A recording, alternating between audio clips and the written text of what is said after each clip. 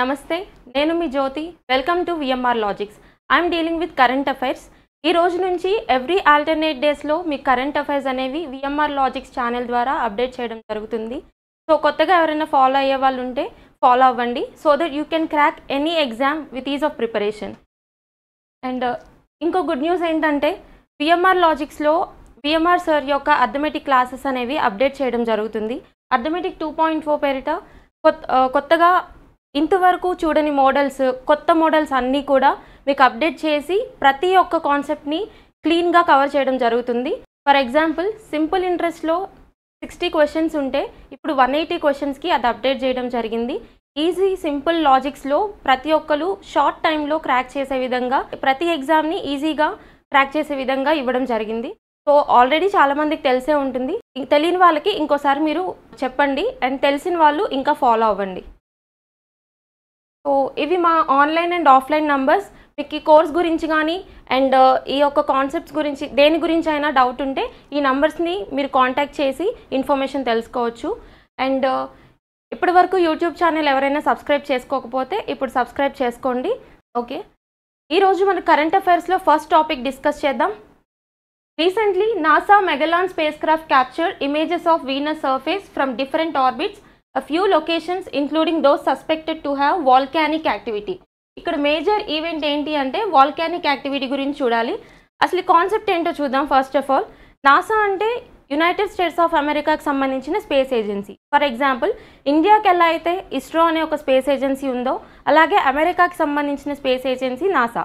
వీళ్ళ యొక్క scientist, Italian base అయి ఉన్న సైంటిస్ట్ ఏం ఐడెంటిఫై చేశారు అంటే వీనస్ అనే ఒక ప్లానెట్ మీద, అంటే వీనస్ అంటే తెలుగులో మనం శుక్రగ్రహం అని పిలుస్తాం కదా, సో ఆ వీనస్ అనే ప్లానెట్ మీద వాల్కానిక్ యాక్టివిటీ అంటే అగ్ని పర్వతాలు ఉన్నాయి, అక్కడ కూడా లావా ఫ్లో ఉంది అని ఒక కొత్త పాయింట్ని డిటెక్ట్ చేశారు.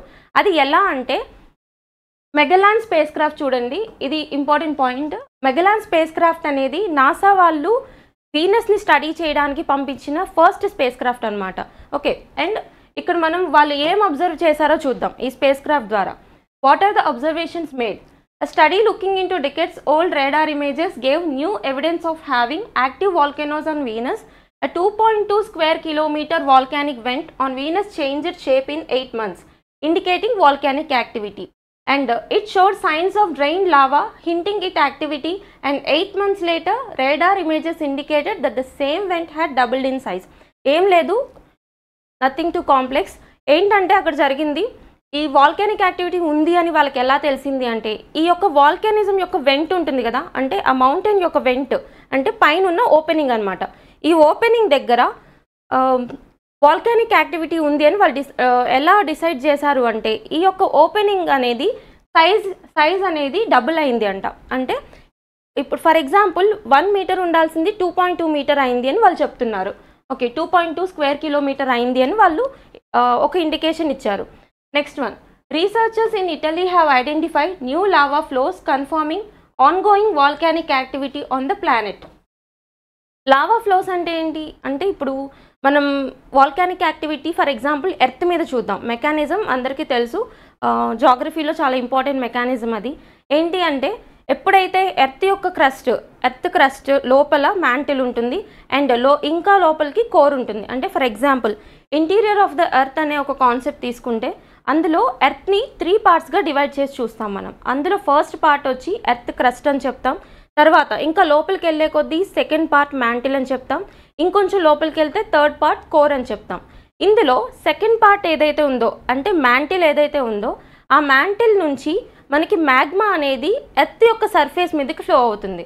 అంటే ఫర్ ఎగ్జాంపుల్ ఈ మ్యాంటిల్ యొక్క పోర్షన్లో ఈ రాక్స్ అనేవి మెల్ట్ అయిపోయి లోపల జరుగుతున్న కన్వెక్షనల్ కరెంట్స్ ద్వారా రాక్స్ అనేవి మెల్ట్ అయిపోవడం వల్ల ఈ యొక్క మెల్ట్ అయిన రాక్స్ని మనం మ్యాగ్మా అని పిలుస్తాం. ఈ మ్యాగ్మా అనేది లోపల మ్యాంటిల్ నుంచి ఎర్త్ క్రస్ట్ సర్ఫేస్ మీదకి ఫ్లో అవుతుంది. ఈ సర్ఫేస్ మీదకి ఫ్లో అయిన తర్వాత మ్యాగ్మాని మనం లావా అని పిలుస్తాం. అంటే నథింగ్ బట్ అక్కడ ఉన్నది ఒకటే మెటీరియల్, అంటే లోపల ఫ్లో అవుతుందా బయట ఫ్లో అవుతుందా అన్న దాన్ని బట్టి దానికి 2 నేమ్స్ అసైన్ చేశారు. ఇన్ కేస్ ఎర్త్ ఇంటీరియర్లో ఫ్లో అవుతూ ఉంటే ఈ యొక్క మాల్టన్ రాక్ దాన్ని మనం మ్యాగ్మా అని పిలుస్తాం. బయటికి వచ్చి surface of the earth crust మీద ఫ్లో అవుతూ ఉంటే లావా అని పిలుస్తాం. ఓకే, అయితే ఇక్కడ వీళ్ళు చెప్పింది ఏంటి అంటే లావా యొక్క ఫ్లోని వీళ్ళు వీనస్ యొక్క సర్ఫేస్ మీద ఐడెంటిఫై చేశామని చెప్తున్నారు. ఓకే, ఇది కాన్సెప్ట్ అనమాట. NASA's Magellan mission to Venus was one of the most successful deep space missions. It was the first spacecraft to image the entire surface of Venus and made several discoveries about the planet. It was launched on May 4th, 1989. ఎప్పుడు launch చేశారని అడుగుతారు. ఎందుకు ఇంత important అంటే ఈ యొక్క Magellan machine అనేది, NASA యొక్క మెగలాన్ మిషన్ అనేది వీనస్ సర్ఫేస్ని అంటే శుక్రగ్రహం మీద యొక్క సర్ఫేస్ని స్టడీ చేసిన ఫస్ట్ స్పేస్ క్రాఫ్ట్ కాబట్టి. సో అది ఎప్పుడు లాంచ్ చేశారు అంటే May 4th, 1989. Mark the date. Next one, the Indian Space Research Organization also working on Shukrayan-1 to study the Venus. Nothing but. So Venus గురించి చదివాం కదా. సో వే ఫార్వర్డ్లోకి వెళ్ళి ఇంకొంచెం డెప్త్గా చూస్తే ఏ స్పేస్ ఏజెన్సీస్ ఈ యొక్క వీనస్ మీద ఎలాంటి ఎక్స్పెరిమెంట్స్ కండక్ట్ చేయబోతున్నాయి అనేది ఇంపార్టెంట్ అవుతుంది. మీకు మ్యాచ్ ద ఫాలోయింగ్ అడిగే ఛాన్స్ ఉంటుంది. సో అది చూద్దాం.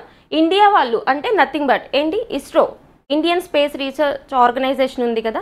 ఈ ఇస్రో వాళ్ళు ఏం చేస్తున్నారు అంటే శుక్రయాన్-1 అనే ఒక ఎక్స్పెరిమెంట్ని వీనస్ని స్టడీ చేయడానికి ప్లాన్ చేస్తున్నారు. Next one, European space Agency వాళ్ళు ఎవరైతే ఉన్నారో యూరోప్స్ ఎన్విషన్ అనే ఒక ఎక్స్పెరిమెంట్తో వీనస్ని స్టడీ చేయడానికి ప్లాన్ చేస్తున్నారు. And finally 2 missions of NASA are Veritas and DaVinci. Veritas and DaVinci important missions. NASA వాళ్ళు వీనస్ని స్టడీ చేయడానికి ఎక్స్పెరిమెంట్ చేస్తున్నారు. సో ఇవన్నీ ఈ త్రీ యొక్క క్లాసిఫికేషన్ చూడండి. ఇస్రో వాళ్ళు Shukrayaan, next one European space Agency EnVision, and NASA, DaVinci and Veritas. ఇది న్యూస్లో ఉంది మనకి. ఓకే, మనం ఇక్కడ చూద్దాం వీనస్ యొక్క position in the solar system అనమాట. అంటే సోలార్ సిస్టంలో వీనస్ ఏ పొజిషన్లో ఉంటుంది. చాలా బేసిక్ కాన్సెప్ట్ ఇది, బట్ ఒకసారి చూద్దాం క్లియర్గా. సెకండ్ ప్లానెట్ అంటే మనకి సన్ చుట్టూ ప్లానెట్స్ అనేవి రివాల్వ్ అవుతుంటాయి కదా, అందులో సెకండ్ ప్లానెట్ వీనస్ అనమాట. అంటే చాలా దగ్గరగా ఉంటుంది సన్కి. అయితే ఇక్కడ ఇంట్రెస్టింగ్ పాయింట్ ఏంటంటే వీనస్కి సంబంధించి ఇప్పుడు ప్లానెట్స్ అన్నీ కూడా మ్యాక్సిమం అన్ని planets except Venus and Uranus, ఈ 2 ప్లానెట్స్ వీనస్ అండ్ యురానస్ తప్పితే మిగతా అన్ని ప్లానెట్స్, మనకు మొత్తం ఎన్ని ప్లానెట్స్ ఉన్నాయి, 8 ప్లానెట్స్ కదా.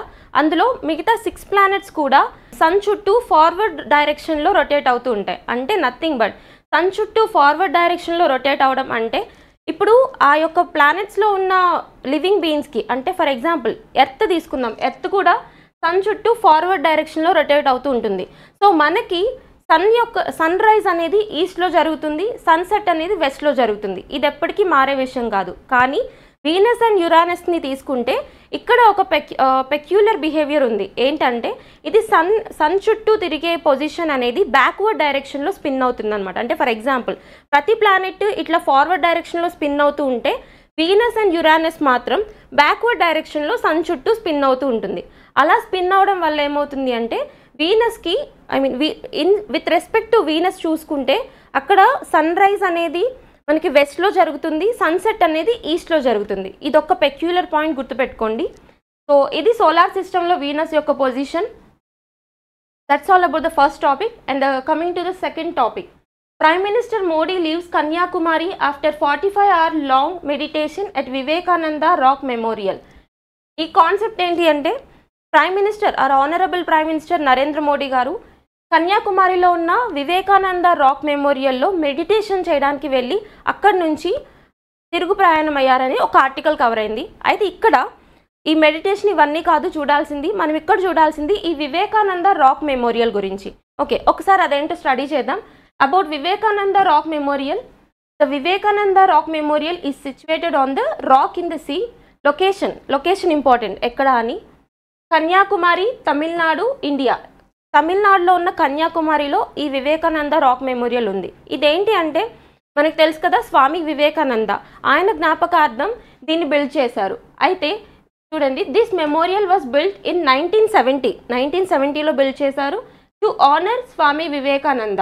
అండ్ ఇది ఇంపార్టెంట్ పాయింట్. ఆర్కిటెక్చరల్ స్టైల్ ఏంటి అంటే మనం ఏ యొక్క కొత్త కట్టడం చూసినా లేదా ఏదైనా కొత్త ఆర్గనైజేషన్ చూసినా దాని యొక్క ఆర్కిటెక్చర్ స్టైల్ చూస్తాం, ఈవెన్ టెంపుల్స్కి అయినా కానీ.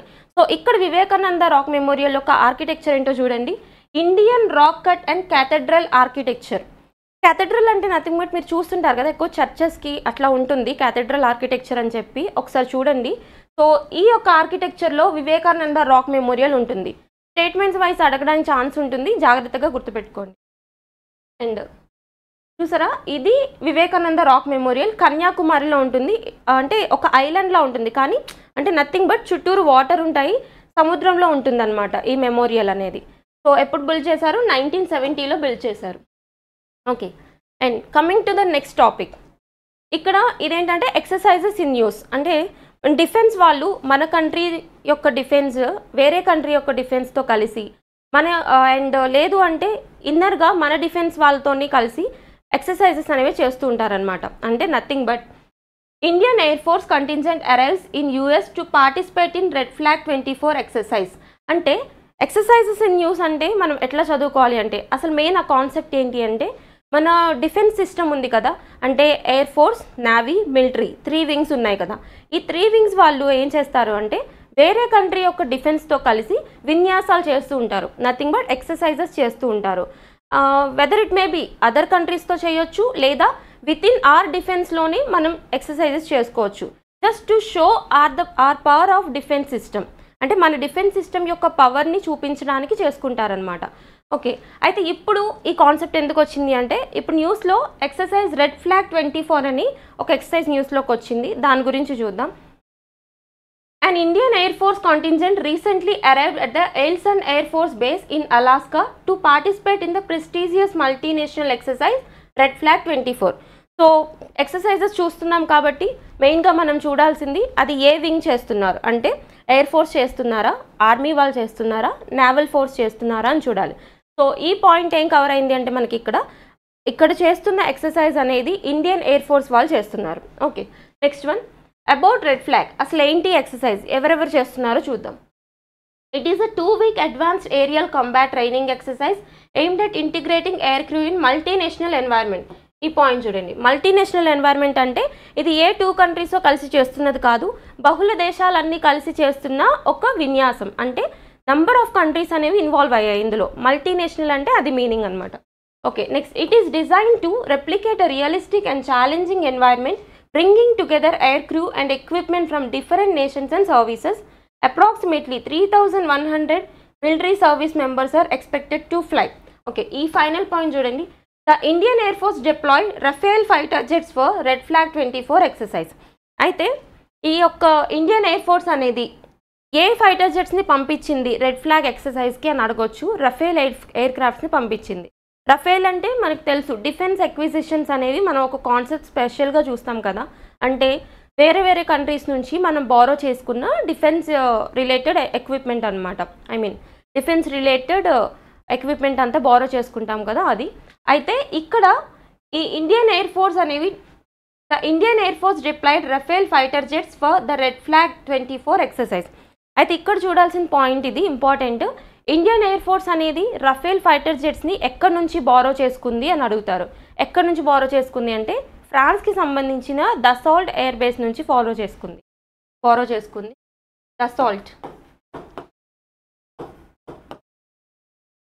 Dassault France. ఇది డిఫెన్స్ ఎక్విజిషన్స్లో ఇంపార్టెంట్ కాన్సెప్ట్ అనమాట. అంటే మన దగ్గర ఉన్న ఫైటర్ జెట్స్ అయినా లేదా డిఫెన్స్ ఎక్విప్మెంట్ అయినా ఏ కంట్రీ నుంచి ఏ ఎక్విప్మెంట్ బారో చేసుకున్నామని అడుగుతారు. సో అందులో ఇక్కడ మనకి ఈ ఎక్సర్సైజ్లో పార్టిసిపేట్ చేసిన fighter jets Rafale fighter jets కాబట్టి ఇవి ఎక్కడి నుంచి బారో చేసుకుందో చూడాలి. అండ్ సో ఇది మేజర్గా మల్టీనేషనల్ ఎక్సర్సైజ్ అని చెప్తాము. అండ్ ఇక్కడ ఇన్వాల్వ్ అయింది రఫేల్ ఫైటర్ జెట్స్ అని చెప్తున్నాం. Okay, so Indian Air Force contingent arrives in US to participate in Red Flag 24 exercise. యూఎస్కి వెళ్ళి పార్టిసిపేట్ చేసిందని అర్థం, హోస్ట్ నేషన్ యూఎస్ కాబట్టి. It is clear about exercise. Next one, India assumes chairmanship of Colombo process for 2024-26. ఇదేంటంటే nothing but Colombo process అని ఒక multinational కూటమి ఉంది మనకి, అంటే మల్టీనేషనల్ గ్రూపింగ్ ఉంది. ఇది మనకి ఇప్పుడు ఎందుకు న్యూస్లోకి వచ్చింది ఈ కొలంబో ప్రాసెస్ అంటే ఇండియా అనేది 2024-26 టర్మ్కి సంబంధించి, అంటే ఈ 24 నుంచి 26 ఇయర్ టర్మ్ వరకు కూడా ఇండియా అనేది ఈ యొక్క కొలంబో ప్రాసెస్ గ్రూపింగ్కి హెడ్గా అపాయింట్ చేయడం జరిగింది. ఓకే, ఇక్కడ కాన్సెప్ట్ చూద్దాం. India has taken on the chairmanship of the Colombo process for the first time since the forum's establishment in 2003. ఎప్పుడు ఎస్టాబ్లిష్ చేశారు అని అడుగుతారు. కొలంబో ప్రాసెస్ని 2003లో ఎస్టాబ్లిష్ చేశారు. The Colombo process is a regional consultative forum consisting of 12 member states. A states ఉన్నాయి చూడండి. అంటే ఒక పాయింట్ ఏంటంటే కొలంబో ప్రాసెస్ ఎప్పుడు స్టార్ట్ చేశారు, 2003లో స్టార్ట్ చేశారు. తర్వాత నెక్స్ట్ పాయింట్, ఎన్ని మెంబర్ నేషన్స్ ఉన్నాయి, 12 మెంబర్ నేషన్స్ ఉన్నాయి. ఆ మెంబర్ నేషన్స్ ఏంటో చూద్దాం. Afghanistan, Bangladesh, China, Cambodia, India, Indonesia, Nepal, Pakistan, Philippines, Sri Lanka, Thailand and Vietnam. ఈ 12 నేషన్స్ చూడండి majorly south east Asian nations అయి ఉంటాయి. ఒకసారి చూడండి ఇవన్నీ list. Next one, the ministry of external affairs spokes person Randhir Jaiswal announced on X that India will chair the Colombo process for 2024-26 term. అంటే nothing but ఈ ministry of external affairs సంబంధించిన chairperson. ఇప్పుడు ఇది 12 ఫారెన్ నేషన్స్కి సంబంధించింది కాబట్టి మినిస్ట్రీ ఆఫ్ ఎక్స్టర్నల్ అఫైర్స్ వాళ్ళు involve అవుతారు. కాబట్టి ఆయన ఏం అనౌన్స్ చేశారు అంటే ఇండియా అనేది 2024-26కి కొలంబో ప్రాసెస్కి హెడ్గా ఉండబోతుంది అని అనౌన్స్ చేశారు. ఇలాంటి ఇంటర్నేషనల్ ఆర్గనైజేషన్స్ అనేవి చాలా ఇంపార్టెంట్, చూసుకోవాలి. అంటే రీసెంట్గా మనకి న్యూస్లోకి వచ్చిన G7 గ్రూపింగ్ కానీ, G20 గ్రూపింగ్ కానీ, తర్వాత ఏషియా పసిఫిక్ పోస్టల్ యూనియన్ కానీ, ఇట్లాంటి గ్రూపింగ్స్ అన్నీ చూడండి. G7 గ్రూప్ ఎందుకు వచ్చింది అంటే న్యూస్లోకి, ఈ G7 కూటమికి సంబంధించిన మీటింగ్ జరగబోతుంది కదా, ఆ మీటింగ్కి అధ్యక్షత వహిస్తున్న దేశం ఇటలీ. ఈ ఇయర్ ఇటలీ ప్రెసిడెన్సీలో మీటింగ్ జరుగుతుంది. అయితే ఇటలీకి సంబంధించిన హెడ్ ఎవరైతే ఉన్నారో జార్జియా మెలోని, ఆవిడ మన Indian prime minister Narendra Modi గారిని ఈ G7 మీటింగ్కి ఆహ్వానించారనమాట. సో అలా G7 గ్రూప్ అనేది న్యూస్లోకి వచ్చింది. సో న్యూస్లోకి వచ్చిన ప్రతి ఒక్క గ్రూపింగ్ని డీటెయిల్గా స్టడీ చేయండి. నెక్స్ట్ వన్, ఇక్కడ కొలంబో ప్రాసెస్ చూడండి. మెంబర్ నేషన్స్ అనేవి ఇంపార్టెంట్. ఎన్ని మెంబర్స్ అని అడుగుతారు, 12 మెంబర్ నేషన్స్ ఉన్నాయి. Next concept, curb illegal sand mining in Sharavathi river, NGT tells Karnataka government. ఈ కాన్సెప్ట్ ఏంటి అంటే NGT, first of all concept కంటే ముందు మీరు చూడాల్సింది NGT గురించి. NGT అంటే nothing but national green tribunal. అంటే ఇది దేని గురించి వర్క్ చేస్తుంది అంటే కంట్రీలో ఎక్కడైనా కానీ, అంటే కంట్రీలో ఉన్న మొత్తం స్టేట్స్ 28 స్టేట్స్ అండ్ 8 యూనియన్ టెరిటరీస్లో కూడా ఎక్కడైనా కానీ ఎన్వైర్న్మెంట్కి హార్మ్ చేసే మెజర్స్ ఎవరైనా చేస్తూ ఉంటే వాళ్ళకి సంబంధించిన యాక్షన్స్ తీసుకోవడానికి NGT వర్క్ చేస్తూ ఉంటుంది. నేషనల్ గ్రీన్ ట్రిబ్యునల్ అని పిలుస్తాం దీన్ని. ఇది ఎప్పుడు ఎస్టాబ్లిష్ అయింది అని అడుగుతారు. 2010లో NGT యాక్ట్ ప్రకారం ఎస్టాబ్లిష్ అయింది. So it is a statutory body అన్నట్టు. అంటే ఒక యాక్ట్ ద్వారా ఫామ్ అయింది కాబట్టి అది మనం స్టాట్యుటరీ బాడీ అని పిలుస్తాం.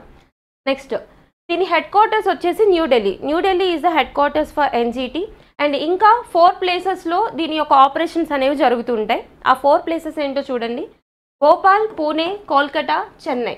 ఓకే, అయితే ఇది NGT గురించి కాన్సెప్ట్, బేసిక్ కాన్సెప్ట్. ఇప్పుడు మనం అసలు న్యూస్లోకి ఎందుకు వచ్చిందో చూద్దాం. ఈ యొక్క ట్రిబ్యునల్ అనేది ఇక్కడ ఏం జరిగింది అంటే కర్ణాటకకి సంబంధించిన శరావతి అనే ఒక రివర్ ఉంది.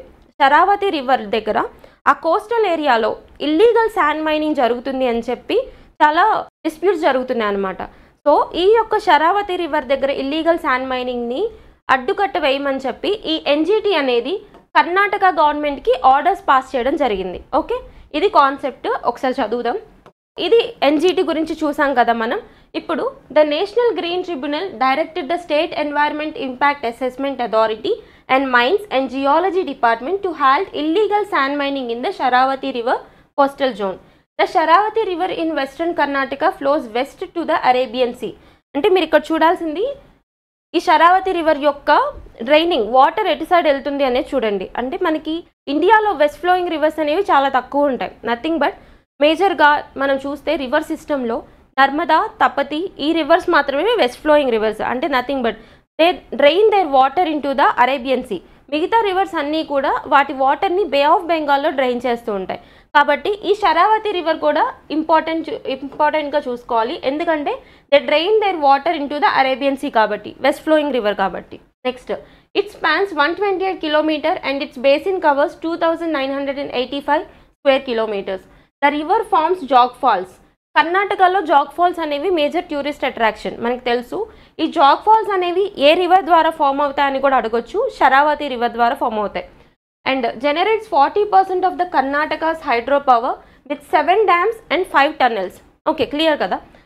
ఇది అసలు మేజర్గా ఒక కాన్సెప్ట్ మాత్రం చూడండి. ఫస్ట్ ఆఫ్ ఆల్ ఎన్జిటి అంటే ఏంటో చూడండి. It is a national green tribunal formed through 2010 act. అయితే ఇది ఇప్పుడు న్యూస్లోకి ఎందుకు వచ్చింది? కర్ణాటక గవర్నమెంట్ అనేది ఈ ఎన్జిటి అనేది కర్ణాటక గవర్నమెంట్కి ఆర్డర్స్ ఇష్యూ చేసింది. ఏమని అంటే శరావతి రివర్ దగ్గర ఇల్లీగల్ శాండ్ మైనింగ్ జరుగుతుంది కోస్టల్ ఏరియాలో, దాన్ని కర్బ్ చేయండి, దానికి యాక్షన్స్ తీసుకోండి అని ఆర్డర్స్ చేయడం జరిగింది. It is about this concept. Okay, coming to the next topic. వాణిజ్య ఎగుమతుల్లో ఏపీ జోష్. అంటే ఇది ఒక regional current affairs related article. Nothing but AP ఎకానమీలో ఇది ఇంపార్టెంట్ అవుతుంది. ఏమిచ్చారో చూద్దాం. 5 ఏళ్లలో 65% వృద్ధితో రూపాయలు 64,588 కోట్లకు పెరుగుదల. అంటే ఇది ఆర్టికల్ అంటే ఏం చెప్తుందంటే ఈ యొక్క ఎక్స్పోర్ట్ వాల్యూ అనేది ఆంధ్రప్రదేశ్కి సంబంధించిన ఎక్స్పోర్ట్ వాల్యూ అనేది నేషనల్ యావరేజ్ కంటే కూడా పెరిగింది అని చెప్తున్నారు. అంటే ఫర్ ఎగ్జాంపుల్ ఈ 2 కాన్సెప్ట్స్ చూడండి. దేశవ్యాప్తంగా ఎగుమతులు క్షీణించిన రాష్ట్రంలో 2.63% వృద్ధి. దేశంలో 6వ స్థానంతో ఏపీ దూకుడు. అంటే నథింగ్ బట్ మొత్తం కంట్రీలో ఉన్న అన్ని స్టేట్స్తో కంపేర్ చేసుకుని చూసుకుంటే ఆంధ్రప్రదేశ్ అనేది ఎక్స్పోర్ట్ వాల్యూలో 6th ప్లేస్లో ఉందని చెప్తున్నాము. సో ఈ ఆర్టికల్లో ఈ మేజర్గా ఈ 2 పాయింట్స్ ఇంపార్టెంట్. ఇవి చూడండి. Coming to the next topic. Israel Hamas మధ్య కాల్పుల విరమణకు కొత్త ఒప్పందం ప్రతిపాదించిన అమెరికా అధ్యక్షుడు బైడెన్. మనం చూస్తున్నాం కదా, ఈ కాన్సెప్ట్ ఏంటి అంటే మేజర్గా నియర్లీ 7 to 8 months నుంచి చూస్తున్నాం. ఇజ్రాయెల్కి పాలెస్టైన్కి మధ్య గొడవలు జరుగుతున్నాయి. మేజర్లీ ద రూట్ కాజ్ వచ్చేసి రిలీజియస్ పర్సెక్యూషన్ వల్ల. అయితే అదంతా మనకు తెలుసు. అయితే మళ్ళీ న్యూస్లోకి ఎందుకు వచ్చింది ఇష్యూ అంటే రీసెంట్గా ఇరాన్ యొక్క కాన్సులేట్ ఏదైతే ఉందో, అంటే ఇరాన్ యొక్క ఎంబసీ ఉంటుంది కదా, ఈ ఎంబసీ సిరియాలో ఉన్న ఎంబసీ మీద ఇజ్రాయెల్ యొక్క మిలిటరీ ఫోర్సెస్ అనేవాళ్ళు అటాక్ చేశారు. ఇలా అటాక్ చేసినప్పుడు ఏమైంది, అక్కడ ఒక 7 generals అనేవాళ్ళు చనిపోయారు. ఇలా చనిపోవడం వల్ల ఇరాన్కి సంబంధించిన అధ్యక్షుడు ఎవరైతే ఉన్నారో మొహమ్మద్ జైషిది, ఆయన వార్న్ చేశారనమాట. డైరెక్ట్లీ ట్విట్టర్ వేదికగా వార్న్ చేశారు. ఏమని? మేము ఇజ్రాయెల్ మీద వార్ అనౌన్స్ చేస్తున్నాము, యూఎస్ఏ వాళ్ళు ఇన్వాల్వ్ అవ్వద్దు అని చెప్పి. సో ఇలా అప్పటి నుంచి కూడా ఒకరి మీద ఒకరు అటాక్ చేసుకోవడం అది కంటిన్యూ అవుతూనే ఉంది. అండ్ ఇప్పుడు ఇది మళ్ళీ న్యూస్లోకి ఎందుకు వచ్చింది అంటే ఇజ్రాయెల్కి హమాస్కి మధ్యలో ఒక కాల్పుల విరమణ ఒప్పందం తీసుకురావడానికి అమెరికా అధ్యక్షుడు జో బైడెన్ ప్రయత్నం చేస్తున్నారు. అయితే ఈయన ఏం చేశారు, 3 phases పాలసీ లాగా, అంటే 3 phases ఈ కాల్పుల విరమణ ఒప్పందాన్ని అమలు పరచాలని చెప్పారు. అంటే ఎలా అంటే ఆ 3 phases ఏంటో చూద్దాం. ఇజ్రాయెల్ హమాస్ మధ్య ఉద్రిక్తతలను చల్లార్చే దిశగా అమెరికా అధ్యక్షుడు జో బైడెన్ కొత్త ఒప్పంద ప్రతిపాదన తీసుకొచ్చారు. బందీల విడుదలతో పాటు కాల్పుల విరమణకు అందులో పిలుపునిచ్చారు. ఈ ప్రతిపాదనకు ఇజ్రాయెల్ ఇటీవల అంగీకారం తెలిపినట్టు చెప్పారు. అంటే నథింగ్ బట్ ఇజ్రాయెల్ వాళ్ళు ఆల్రెడీ ఈ యొక్క ఒప్పందానికి అంగీకరించారు, కానీ ఇంకా ఒప్పుకోవాల్సింది ఎవరు అంటే హమాస్ వాళ్ళు. ఆబ్వియస్గా ఇజ్రాయెల్ ఒప్పుకుంటుంది, ఎందుకంటే యుఎస్ఏ అనేది ఇజ్రాయెల్కి సపోర్ట్ ఉంటుంది కాబట్టి ప్రతి వార్లో.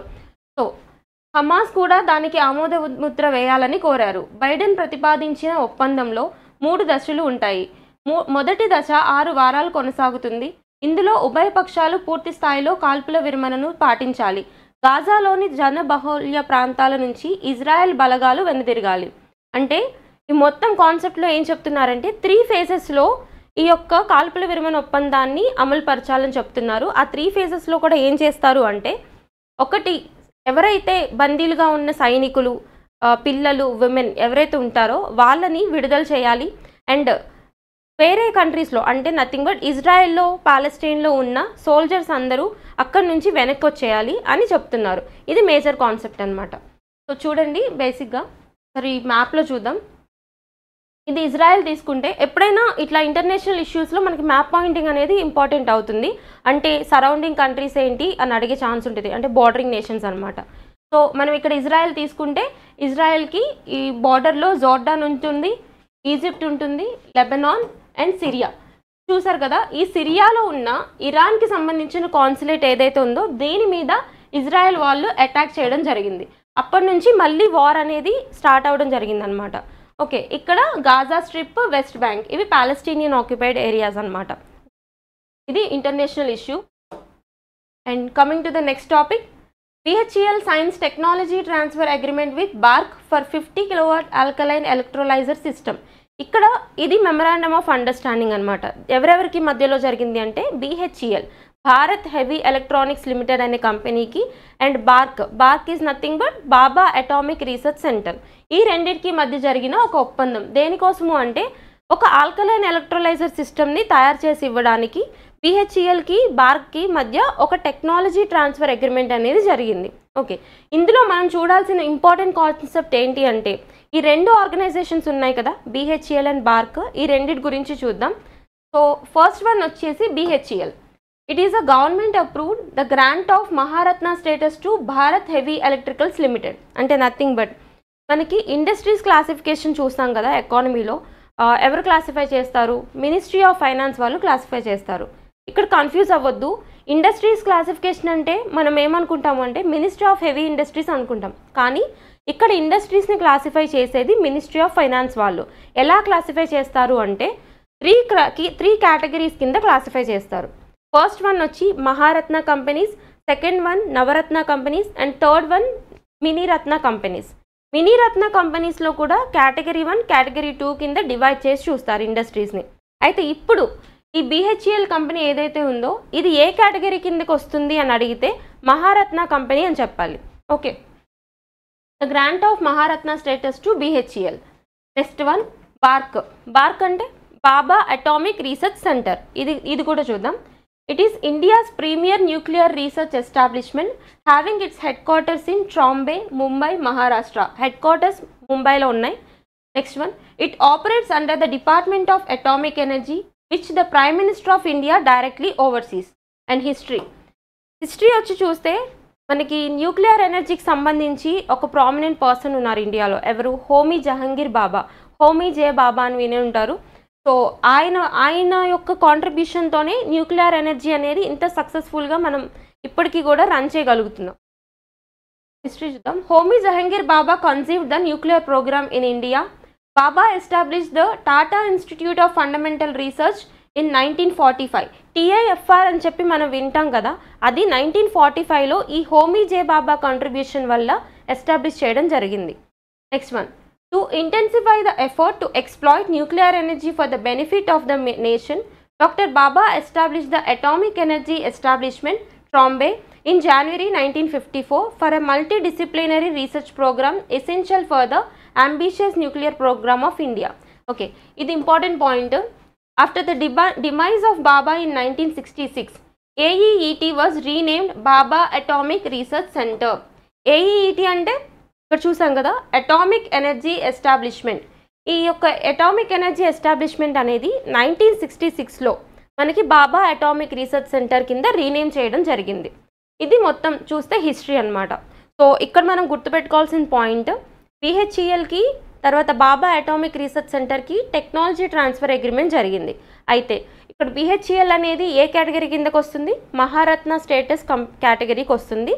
And Baba atomic research centre అనేది మనకి హోమీ జహంగీర్ బాబా కాంట్రిబ్యూషన్ ద్వారా డెవలప్ చేయడం జరిగింది. అండ్ దాని యొక్క రీనేమింగ్ అనేది 1966లో జరిగింది. అండ్ ఇందులో ఉన్న న్యూక్లియర్ పవర్ ప్లాంట్స్ ఏంటో చూద్దాం. అంటే ఇండియాలో అట్ ప్రెజెంట్ ఎన్ని న్యూక్లియర్ పవర్ ప్లాంట్స్ ఉన్నాయి, వాటి లొకేషన్స్ ఏంటో చూద్దాం. ఇంపార్టెంట్ కాన్సెప్ట్ ఇది. మొత్తం మనం ఇండియాలో చూసుకుంటే సెవెన్ న్యూక్లియర్ పవర్ ప్లాంట్స్ 6 స్టేట్స్లో డివైడ్ అయ్యి ఉండడం జరిగింది. అవేమేంటో చూద్దాం. ఫస్ట్ వన్, రాజస్థాన్లో ఉన్న Rawat Bhata nuclear power plant. Next one, UP Narora nuclear power plant. Next one, Kakrapar అంటే గుజరాత్లో ఉన్న nuclear power plant. Next Tarapur nuclear power plant present in Maharashtra. Next Kaiga nuclear power plant in Karnataka. Next తమిళనాడులో తీసుకుంటే 2 న్యూక్లియర్ పవర్ ప్లాంట్స్ ఉంటాయి, Kalpakkam and Kudankulam nuclear power plant. ఎన్ని nuclear power plants ఉన్నాయి ఇండియాలో? 7 nuclear power plants ఉన్నాయి, డిస్ట్రిబ్యూటెడ్ ఇన్ 6 స్టేట్స్ అనమాట. ఇవి మొత్తం ఇండియాలో ఉన్న న్యూక్లియర్ పవర్ ప్లాంట్స్ అండి. అండ్ నెక్స్ట్ కాన్సెప్ట్, ఇక్కడ ఒక ఆర్టికల్ ఉంది, POK విదేశీ భూభాగమే అని చెప్పి ఒక ఆర్టికల్ కవర్ అయింది. అంటే ఇక్కడ పాకిస్తాన్కి సంబంధించిన ఇస్లామాబాద్ హైకోర్టు ఏదైతే ఉందో, ఇది రీసెంట్గా ఒక జడ్జ్మెంట్లో ఈ POK పోర్షన్ ఏదైతే ఉందో, అంటే మిలిటెంట్స్ ఆక్యుపై చేసిన కాశ్మీర్ పోర్షన్ ఉంది కదా, ఈ యొక్క POK పోర్షన్ అనేది మా భూభాగం కిందకి రాదు, ఇది ఫారెన్ టెరిటరీ కిందకి వెళ్తుంది అని చెప్పి ఒక జడ్జ్మెంట్ ఇవ్వడం జరిగింది. అయితే ఆ కేసు ఏంటో చూద్దాం. జస్ట్ ఇక్కడ ఒక జర్నలిస్ట్ ఉన్నారు, అహ్మద్ ఫర్హద్ షా అని చెప్పి. ఈ జర్నలిస్ట్ని మిలిటరీ గ్రూప్ అనే వాళ్ళు అరెస్ట్ చేసి తీసుకెళ్ళడం జరిగింది. అయితే ఆయన్ని తిరిగి అప్పచెప్పమని ఆయన వైఫ్ వేసిన పిటిషన్లో ఇక్కడ ఇలాంటి జడ్జిమెంట్ ఇవ్వడం జరిగింది. ఏ కోర్టు వాళ్ళు జడ్జిమెంట్ ఇచ్చారని అడుగుతారు. ఇస్లామాబాద్ హైకోర్టుకి సంబంధించిన చీఫ్ జస్టిస్ ఇచ్చిన తీర్పులో ఈ పీఓకే అనేది విదేశీ భూభాగం కిందకి వస్తుంది, అంటే ఫారెన్ టెరిటరీ కిందకి వెళ్తుంది, మా ప్రాంతం కిందకి రాదు అని చెప్పారు. అయితే ఇక్కడ వచ్చిన కాంట్రవర్సీ ఏంటంటే ఇందులో ఇప్పుడు ఇది ఫారెన్ టెరిటరీకి వెళ్ళింది కదా, అలాంటప్పుడు ఇక్కడ పాకిస్తాన్కి సంబంధించిన మిలిటెంట్ గ్రూప్స్ ఎందుకు పీఓకేలో ఉన్నాయి అని కాంట్రవర్షియల్ అవుతుంది. అది చూడండి కాన్సెప్ట్, జస్ట్ ఒక స్టేట్మెంట్ అనమాట. Okay, coming to the next topic. RBI launches Pravaah portal. About the Pravaah portal, ఈ పోర్టల్ ఏంటి అంటే నథింగ్ బట్ ఈ గవర్నెన్స్ పోర్టల్స్ ఉంటాయి కదా మనకి న్యూస్లో వస్తూ ఉంటాయి. అంటే ప్రతి ఒక్క మినిస్ట్రీ కూడా ఈజీ అడ్మినిస్ట్రేషన్ కోసం అండ్ ఈజీ గవర్నెన్స్ కోసం ఈ పోర్టల్స్ అనేవి లాంచ్ చేస్తూ ఉంటాయి అనమాట. అందులో ఆర్బీఐ లాంచ్ చేసిన ఒక పోర్టల్ ప్రవాహ్ పోర్టల్. అది దేనికోసం చూద్దాం. Pravah platform for regulatory application, validation and authorization. It is a centralized web-based portal that provides a secure platform for individuals or entities to seek authorization, license or regulatory approval from the Reserve Bank. అంటే nothing but ఈజీగా licence తీసుకోవడానికి and ఈజీగా regulatory process complete చేసుకోవడానికి and ప్రతి ఒక్క section of పాపులేషన్కి information అనేది ఈజీగా reach అయ్యేలా చేయడానికి తీసుకొచ్చిన ఒక ఈ గవర్నెన్స్ పోర్టలే ఈ ప్రవాహ్. తీసుకొచ్చింది ఎవరని అడుగుతారు, reserve bank of India. And ఇంతకుముందు రిజర్వ్ బ్యాంక్ ఆఫ్ ఇండియా కొన్ని పోర్టల్స్ లాంచ్ చేసింది, ఉత్కర్ష్ అని చెప్పి, ఉత్కర్ష్ 2.0 అని చెప్పి. అవన్నీ ఒకసారి రీకలెక్ట్ చేసుకోండి. అండ్ లాస్ట్ మంత్లో చూసుకుంటే మనకి ఈ గవర్నెన్స్ పోర్టల్స్లో సిడిపి సురక్ష అనే ఒక పోర్టల్ చూసాం. నథింగ్ బట్ హార్టికల్చరల్ ఫార్మర్స్కి బెనిఫిట్ చేయడానికి తీసుకొచ్చిన ఒక ఈ గవర్నెన్స్ పోర్టల్ అనమాట. అండ్ ఇంకో పోర్టల్ వచ్చి సమ్మాన్ అనే ఒక పోర్టల్ చూసాం మనం. ఈ సమ్మాన్ పోర్టల్ దేనికి సంబంధించి చూసాం, Indian renewable energy development agency ఉంది కదా, ఇరిడా యొక్క ఫార్మర్ ఎంప్లాయీస్ ఎవరైతే ఉంటారో అంటే ఎక్స్ ఎంప్లాయీస్ ఉంటారు కదా, వాళ్ళకి సంబంధించిన క్లెయిమ్స్ కానీ లేదా ఏదైనా అప్లికేషన్ స్టేటస్ గురించి కానీ ఈజీగా తెలుసుకోవడానికి ఒక పోర్టల్ తీసుకొచ్చారు, సమ్మాన్ అనే పోర్టల్. ఇట్లా న్యూస్లో ఉన్న పోర్టల్స్ అన్నీ ఒక చోట మెన్షన్ చేసుకుని రివైజ్ చేసుకోండి. అండ్ నెక్స్ట్ టాపిక్, చెక్కతో ఉపగ్రహం అనే ఒక కాన్సెప్ట్ వచ్చింది. అంటే నథింగ్ బట్ ఈ కాన్సెప్ట్ చదవడానికంటే ముందు మనకు ఒక థియరీ తెలియాలి. అంటే ఇప్పుడు మనం పంపించే శాటిలైట్స్ ఏవైతే ఉంటాయో స్పేస్లోకి, అవన్నీ కూడా ఈ స్పేస్ డెబ్రిస్ కింద అక్యుములేట్ అవుతున్నాయి అన్నమాట స్పేస్లో. అంటే ఇప్పుడు స్పేస్లో ఒక టైంకి ఒక టార్గెట్ టైం పెట్టుకుని ఒక శాటిలైట్ అనేది లాంచ్ చేస్తారు. లాంచ్ చేసిన తర్వాత దీని యొక్క టైం అయిపోయిన తర్వాత ఇది అక్కడే తిరుగుతూ ఉంటుంది, స్పేస్లో డెబ్రిస్లా తిరుగుతూ ఉంటుంది. అలా డెబ్రిస్లా తిరుగుతూ ఉండడం వల్ల మనకి అక్కడ స్పేస్లో కూడా పొల్యూట్ అయ్యే ఛాన్స్ ఉందన్నమాట. సో ఇలా ఈ యొక్క స్పేస్ డెబ్రిస్ని తగ్గించే ఉద్దేశంతో కొత్త కాన్సెప్ట్ తీసుకొస్తున్నారు. ఏంటి అంటే వుడెన్ శాటిలైట్స్ అనే కాన్సెప్ట్. అందులో ఇప్పుడు వచ్చింది జపాన్కి సంబంధించిన ఒక వుడెన్ శాటిలైట్. అదేంటో చూద్దాం. జపాన్లోని క్యోటో యూనివర్సిటీకి చెందిన శాస్త్రవేత్తలు ప్రపంచంలోనే మొట్టమొదటిసారిగా చెక్కతో ఉపగ్రహాన్ని తయారు చేశారు. ఉపగ్రహం is nothing but satellite. Mongolia చెక్కతో చేసిన ఈ ఉపగ్రహం నలువైపులా దాదాపు 10 సెంటీమీటర్లు మాత్రమే ఉంటుంది. ఈ ఉపగ్రహాన్ని సెప్టెంబర్లో కెనడీ స్పేస్ సెంటర్ నుంచి స్పేస్ ఎక్స్ రాకెట్లో అంతర్జాతీయ అంతరిక్ష కేంద్రానికి పంపించనున్నారు. స్పేస్ ఎక్స్ రాకెట్ అంటే అబౌట్ ఎవరికి సంబంధించింది, అది ఎలాన్ మస్క్కి సంబంధించిన రాకెట్ సిస్టమ్ అనమాట. సో ఎక్కడికి పంపిస్తున్నారు అంటే ఇంటర్నేషనల్ స్పేస్ స్టేషన్కి పంపిస్తున్నారు. ఈ ఇంటర్నేషనల్ స్పేస్ స్టేషన్ ఏంటో డీటెయిల్గా చూద్దాం. నెక్స్ట్ వన్, సాధారణంగా ఉపగ్రహాలు వివిధ రకాల లోహాలతో తయారు చేస్తుంటారు. వీటి శకలాలు పర్యావరణానికి ముప్పు కలిగిస్తాయి.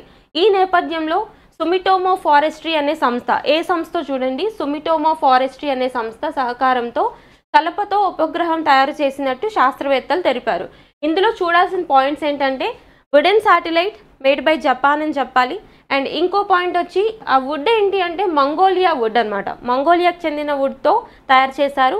అండ్ ఎవరి కోఆపరేషన్తో అంటే సుమిటోమో ఫారెస్ట్రీ అనే ఆర్గనైజేషన్ కోఆపరేషన్తో తయారు చేశారు. And sent through Elon Musk rocket system. And ఎక్కడికి పంపిస్తున్నారు అంటే ఇంటర్నేషనల్ స్పేస్ స్టేషన్కి. అయితే ఇంటర్నేషనల్ స్పేస్ స్టేషన్ కూడా చూద్దాం. The international space station is the largest man made object in space launched on November 20, 1998. It serves as a habitat for astronauts in space.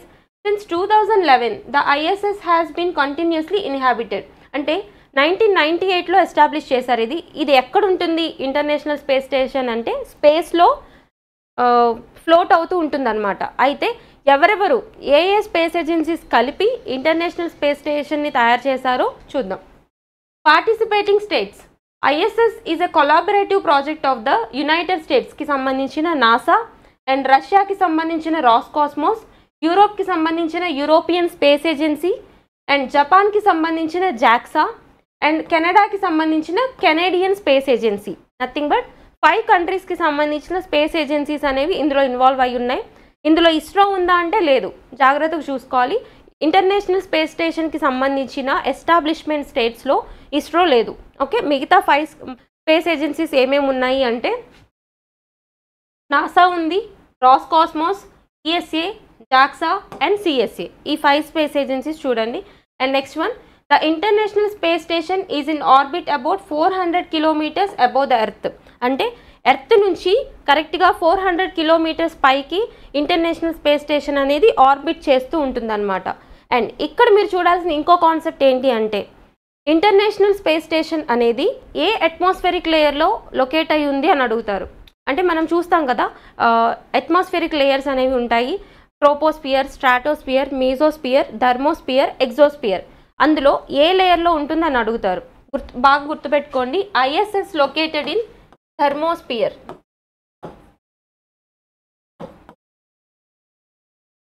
Are ionosphere అని కూడా అంటాం. Ionosphere is a part of thermosphere అనమాట. Okay, ఇది చూడండి. So ఇక్కడ wooden satellite అనే concept. And next concept, అడుగంటుతున్న ప్రధాన జలాశయాలు.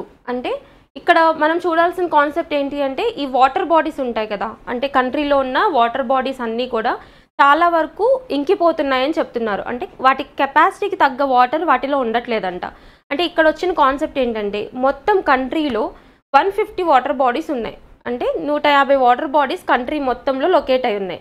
అందులో కూడా మనం సౌత్ ఇండియన్ స్టేట్స్లో తీసుకుంటే అంటే తమిళనాడు, కేరళ, ఆంధ్రప్రదేశ్, కర్ణాటక అండ్ తెలంగాణ ఈ స్టేట్స్లో తీసుకుంటే ఈ 150లో కూడా మొత్తం 42 వాటర్ బాడీస్ అనేవి సౌత్ ఇండియన్ స్టేట్స్లో ఉన్నాయంట. ఇక్కడ చూస్తే ఈ కాన్సెప్ట్లో ఈ 42 వాటర్ బాడీస్లో కూడా వాటి యొక్క కెపాసిటీ 53 BCMs ఉంటే ఆ 53 BCMsకి తగ్గ వాటర్ అనేది అందులో లేదు. ఎంత ఉంది అంటే ఓన్లీ 7 BCMs వాటర్ మాత్రమే ఈ యొక్క వాటర్ బాడీస్లో ఉన్నాయని చెప్తున్నారు. అంటే 53లో 7 BCMs మాత్రం ఉన్నాయంటే చూడండి ఎంత కెపాసిటీ తగ్గిపోయింది. అంటే ఈ గత ఏడాది 24%తో పోలిస్తే నీటి మట్టం గణనీయంగా పడిపోయింది.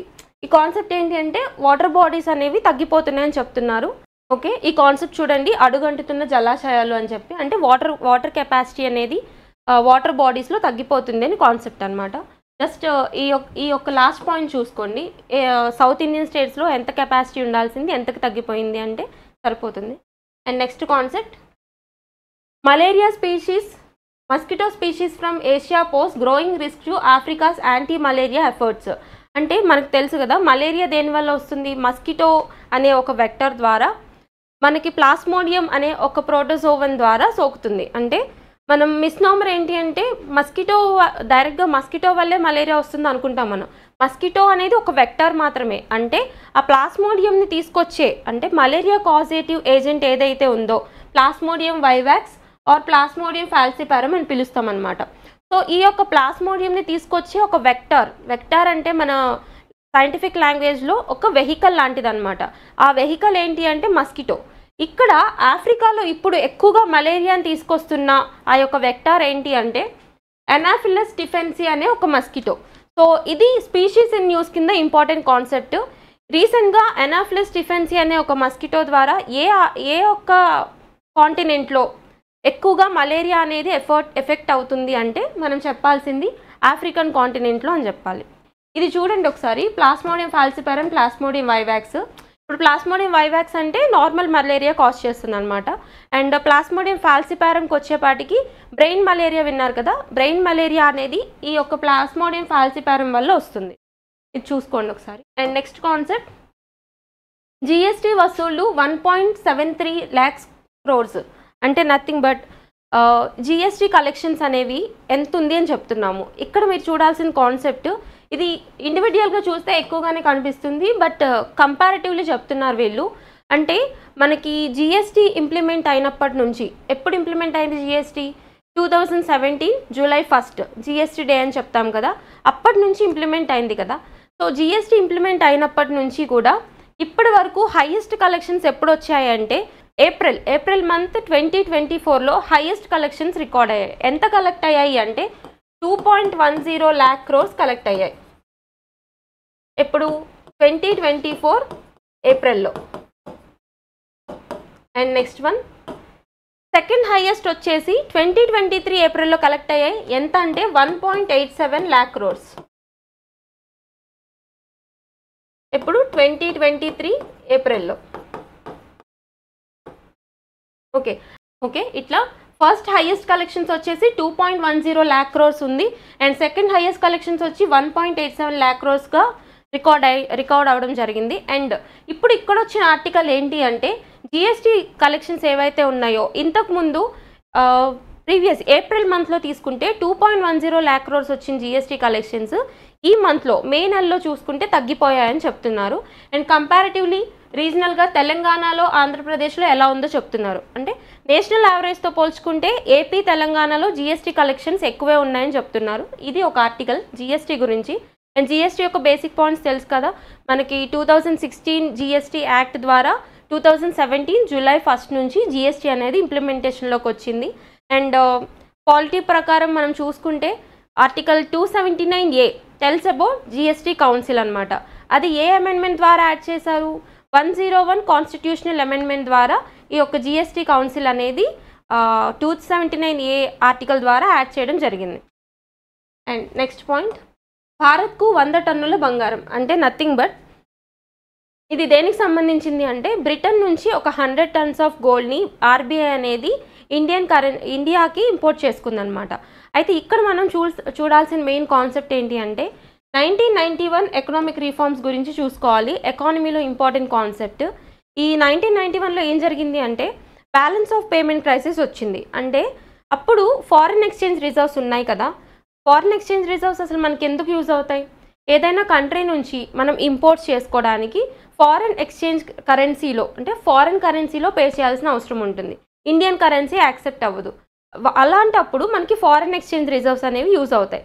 సో మనకి ఈ 1991 పీరియడ్లో మన సిచ్యువేషన్ ఎలా ఉంది అంటే, ఓన్లీ 2 monthsకి సరిపడా ఫారిన్ ఎక్స్చేంజ్ రిజర్వ్స్ మాత్రమే ఉన్నాయన్నమాట కంట్రీలో. ఇప్పుడు చూసుకుంటే నియర్లీ 670sలో ఉంది, 670 బిలియన్ USDsలో ఉంది మన ఫారిన్ ఎక్స్చేంజ్ రిజర్వ్స్. అంటే చాలా ఇంప్రూవ్ అయ్యాం.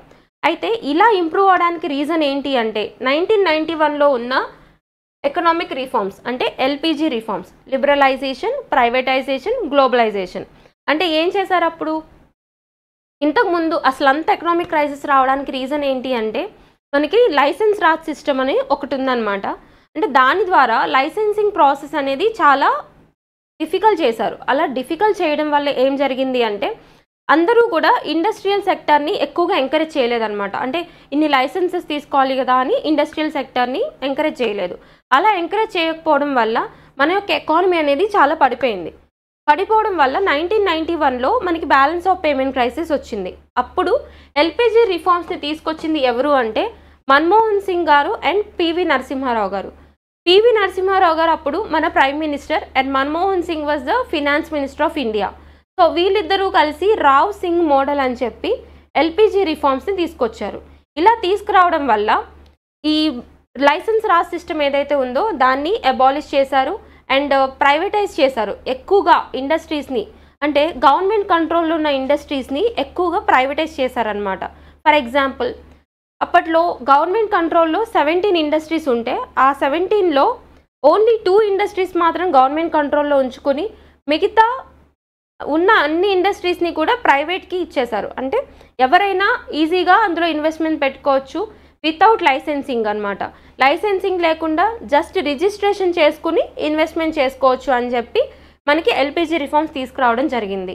ఈ రిఫార్మ్స్ వచ్చిన తర్వాత ఇండియన్ ఎకానమీ అనేది గ్రో అవ్వడం జరిగిందనమాట. సో ఈరోజు చూసుకుంటే ఇండియన్ ఎకానమీ అనేది 5th లార్జెస్ట్ ఎకానమీ ఉంది. మన వరల్డ్లో మొత్తంలో 5th లార్జెస్ట్ ఇండియన్ ఎకానమీ ఉంది కదా. సో ఇది LPG reforms concept and Indian economy గురించి ఒక కాన్సెప్ట్ అనమాట. ఇక్కడ మీరు చూడాల్సింది ఏంటంటే మెయిన్గా 1991 ఎకనామిక్ రిఫార్మ్స్ గురించి చూసుకోవాలి. అండ్ బ్రిటన్ నుంచి ఇంత బంగారం తీసుకొచ్చారు ఆర్బీఐ వాళ్ళు అనేది చూడాలి. అండ్ నెక్స్ట్ కాన్సెప్ట్, ఐరాస పర్యావరణ సంస్థకు చైర్మన్గా జనగామ వాసి అచల్ రెడ్డి. అంటే ఇది పర్సన్స్ ఇన్ న్యూస్ కిందకి చూస్తాం మనము. ఐక్యరాజ్య సమితి పర్యావరణ విభాగంలో భాగమైన convention on biological diversity subsidiary సంస్థకు తెలంగాణ వ్యక్తి చైర్మన్గా ఎన్నికయ్యారు. జనగాం జిల్లా ఎర్రగొల్లపల్లి పహాడ్కు చెందిన అచల్ రెడ్డి ఈ సంస్థకు చైర్మన్గా ఏకగ్రీవంగా ఎన్నికయ్యారు. Nothing but persons in news. ఎవరు అపాయింట్ అయ్యారు, దేనికి అపాయింట్ అయ్యారు చూస్తే సరిపోతుంది. అచల్ రెడ్డి అనే ఒక తెలంగాణకు సంబంధించిన వ్యక్తి యునైటెడ్ నేషన్స్కి సంబంధించిన ఎన్వైర్మెంటల్ ఆర్గనైజేషన్కి హెడ్గా ఎన్నికయ్యారని చెప్పి చూసాం.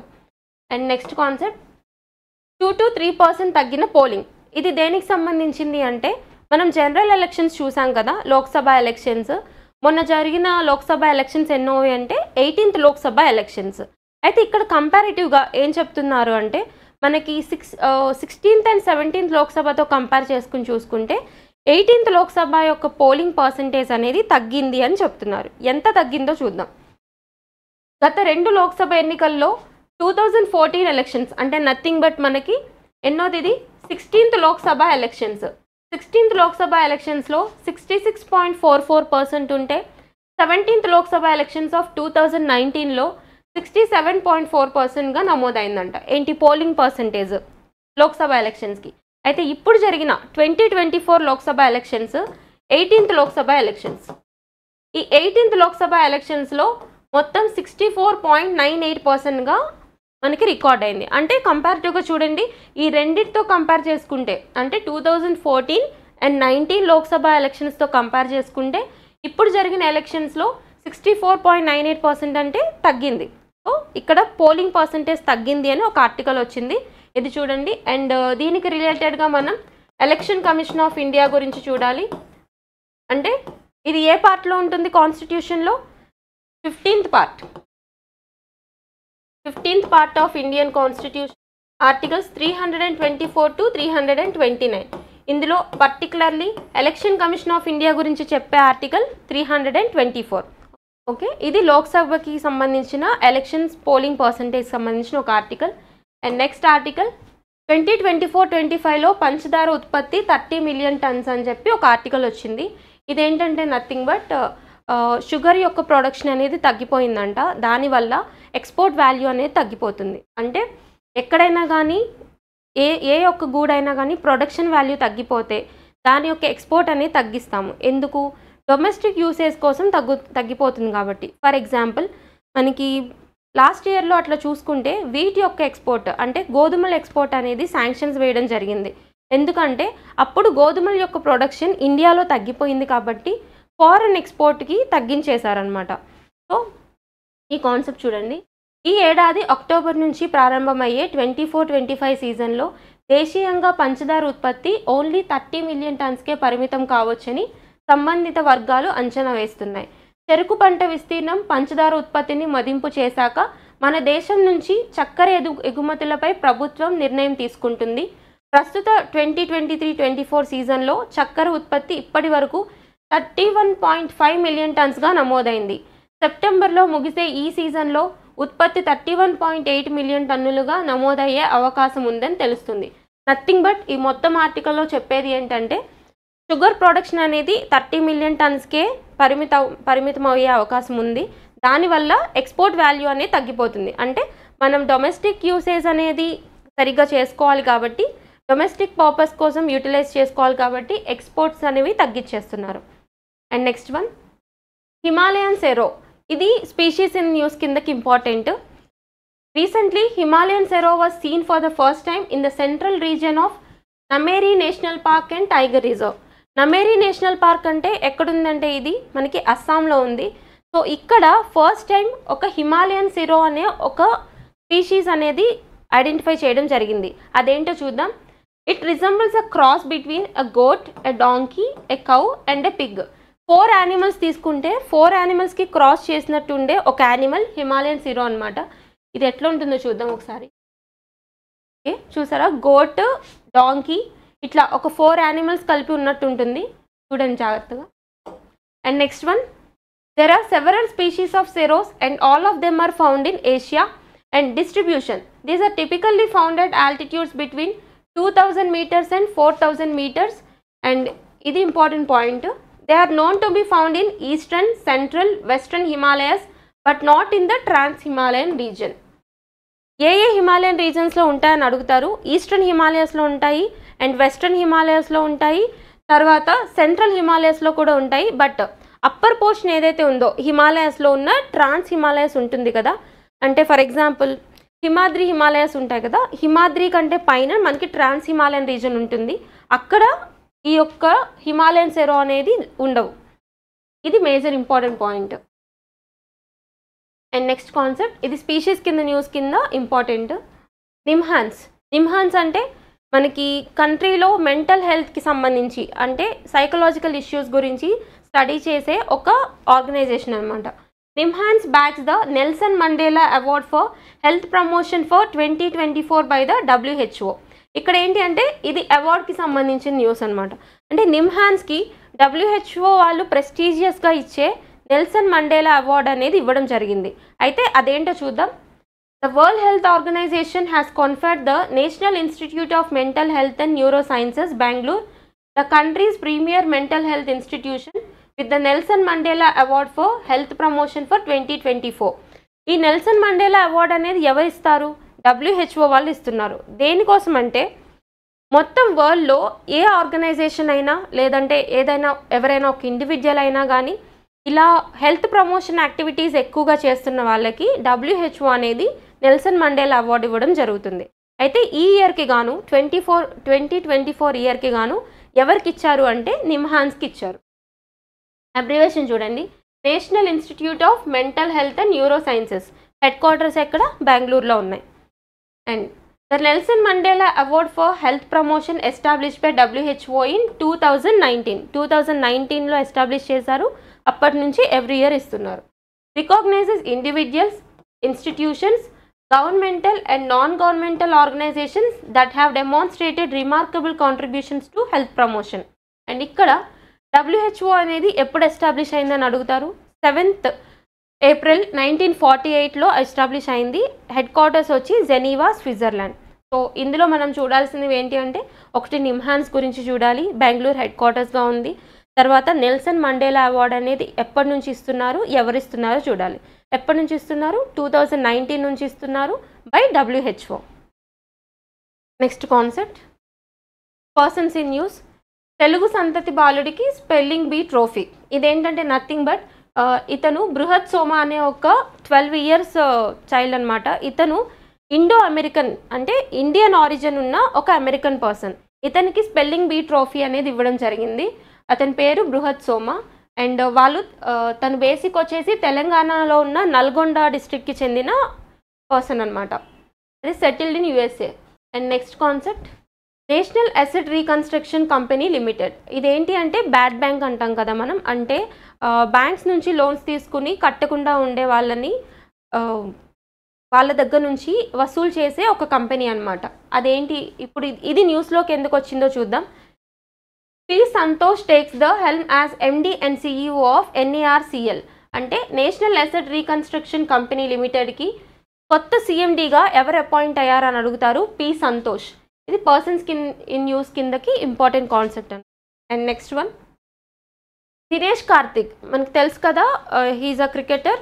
ఈయన అన్ని ఫార్మాట్స్ నుంచి అంటే క్రికెట్లో ఉన్న అన్ని ఫార్మాట్స్ నుంచి రిటైర్మెంట్ అనౌన్స్ చేశారు. అండ్ ఈయన ప్లే చేసిన లాస్ట్ మ్యాచ్ ఏంటి అంటే IPL మ్యాచ్. మొన్న కంప్లీట్ అయింది కదా IPL మ్యాచ్. RCB నుంచి రాయల్ ఛాలెంజర్స్ బెంగళూరు టీం నుంచి లాస్ట్ మ్యాచ్ ఆడారు. And he announce his retirement. Okay, that's all for today class. So every 2 డేస్కి అంటే ఎవ్రీ ఆల్టర్నేట్ డేస్లో మీకు కరెంట్ అఫైర్స్ అనేవి అందజేయడం జరుగుతుంది. సో ఎవరికైనా ఈ కాన్సెప్ట్స్లో ఇంకొంచెం డీటెయిల్ ఎక్స్ప్లెనేషన్ కావాలి అనుకుంటే, ఏ కాన్సెప్ట్ కావాలో లేదా GS టాపిక్స్లో ఏదైనా కాన్సెప్ట్ ఎక్స్ప్లెయిన్ చేయాలి అనుకుంటే మీకు డౌట్ ఉన్న టాపిక్ అనేది కమెంట్ సెక్షన్లో పిన్ చేయండి. మేము ఒక స్పెషల్ వీడియోతో మిమ్మల్ని రీచ్ అవుతాం. Thank you.